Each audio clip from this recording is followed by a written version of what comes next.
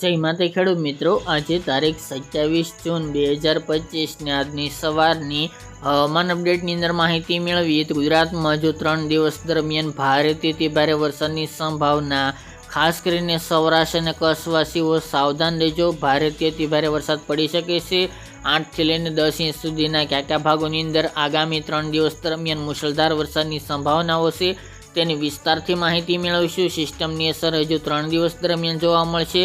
ગુજરાતના અનેક ભાગોની અંદર સાર્વત્રિક વરસાદની સંભાવનાઓ છે, તો ક્યાં ભાગોની અંદર આગામી 3 દિવસ દરમિયાન મુશળધાર વરસાદ વરસી શકે છે, તેની વિસ્તારથી માહિતી મેળવીશું।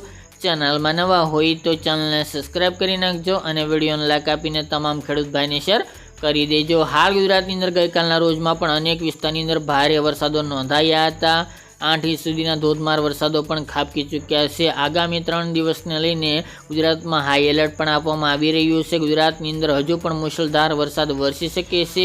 ખાસ કરીને મિત્રો આજની વાત કરીએ તો 27 જૂન દરમિયાન ગુજરાતના અનેક વિસ્તારની અંદર મધ્યમ ભારે અતિ ભારે વરસાદો નોંધાઈ શકે છે અને ખાસ કરીને 48 કલાક દરમિયાન અતિ ભારે વરસાદનું પણ એલર્ટ આપવામાં આવી રહ્યું છે। આજે મિત્રો ખાસ કરીને વાત કરીએ તો ગુજરાતના અનેક ભાગોની અંદર મુશળધાર વરસાદ વરસી શકે છે।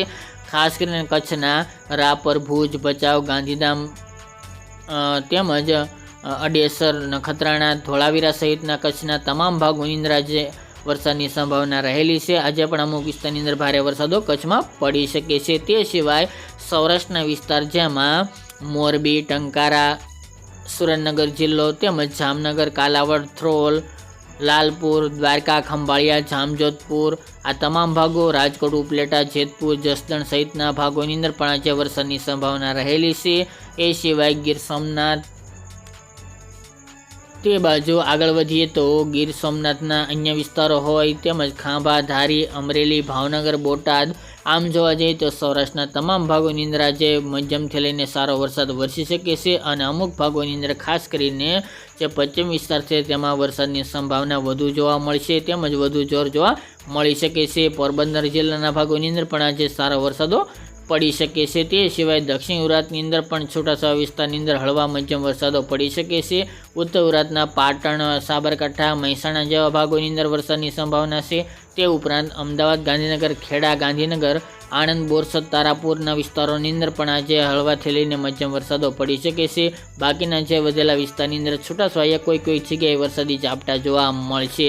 હાલ મિત્રો આગામી 3 દિવસ દરમિયાન ગુજરાતનું હવામાન એકંદરે સાવ ચોખ્ખું નહીં જોવા મળે, તમામ ભાગોની અંદર વાદળછાયું વાતાવરણ જોવા મળે તેવી શક્યતા હાલ જોવા મળી રહી છે, જેની તમામ ખેડૂતભાઈ નોંધ લેવી। ત્યારબાદ મિત્રો 28 તારીખના રોજમાં અતિ ભયંકર વરસાદ નોંધાઈ શકે છે। ખાસ કરીને કચ્છના અને સૌરાષ્ટ્રના વિસ્તારો સાવધાન રહેવા વિનંતી। કચ્છના તમામ ભાગોની અંદર અતિ ભારે વરસાદનું અનુમાન દેખાઈ રહ્યું છે 28 તારીખ દરમિયાન, જેની તમામ ખેડૂતભાઈ નોંધ લેવીને સાવધાન રહેવું।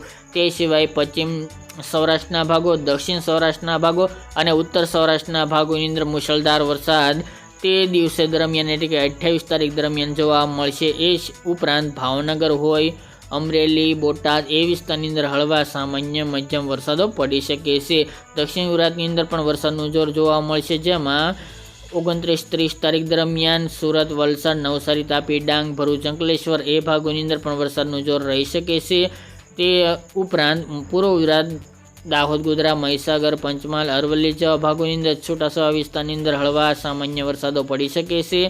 ઉત્તર ગુજરાતની અંદર સાબરકાંઠા, બનાસકાંઠા, પાટણ, મહેસાણા, અરવલ્લી, થરાદ, વાવ, અડેસર એ વિસ્તાર, અમદાવાદ, ગાંધીનગર, ખેડા આ ભાગોની અંદર છૂટાછવાયા વિસ્તારની અંદર હળવા સામાન્ય તો અમુક જગ્યાએ સારા વરસાદો પડી શકે છે। ઉત્તર ગુજરાતના અમુક જિલ્લાઓની અંદર પણ ભારે વરસાદ 1-2 સેન્ટરની અંદર જોવા મળે તેવી શક્યતા અમે માની રહ્યા છીએ। બાકી મિત્રો કચ્છ અને સૌરાષ્ટ્રવાસીઓ હજુ પણ 2 દિવસ દરમિયાન એટલે કે 48 કલાક દરમિયાન સાવધાન રહેવાની જરૂર છે। સાથે જ મિત્રો જે સાયક્લોનિક સર્ક્યુલેશન મધ્યપ્રદેશ ઉપર સ્થિત હતું તે આગળ વધીને હવે તે ગુજરાતમાંથી પસાર થવાનું છે। મધ્ય ગુજરાતમાં થઈને કચ્છના વિસ્તારો કવર કરીને આગળ વધે તેવી સંભાવના દેખાઈ રહી છે। જે કચ્છવાસીઓ વરસાદ વાટ જોઈને બેઠા હતા તેમના માટે એક સારા સમાચાર ગણી શકાય અને મિત્રો જે વરસાદ નોંધાશે તે મુશળધાર અનરાધાર વરસાદ પડે કચ્છના વિસ્તારોની અંદર તેવું હાલ અનુમાન દેખાઈ રહ્યું છે, જેની તમામે ખેડૂતભાઈ નોંધ લેવી।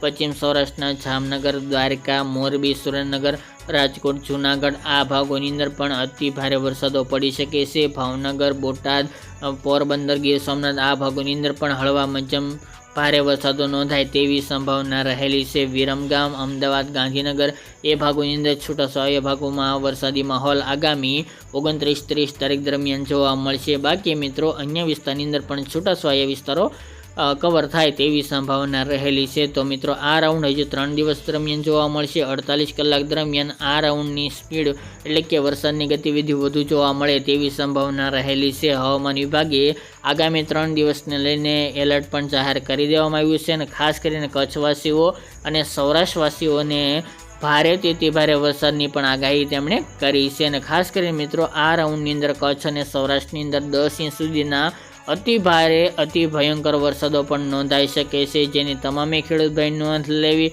તે ઉપરાંત મિત્રો આમાં કોઈ પણ સિસ્ટમમાં ફેરફાર હશે તો અપડેટ આપતા રહીશું. બાકી મિત્રો દરરોજ અપડેટ આપી રહ્યા છીએ.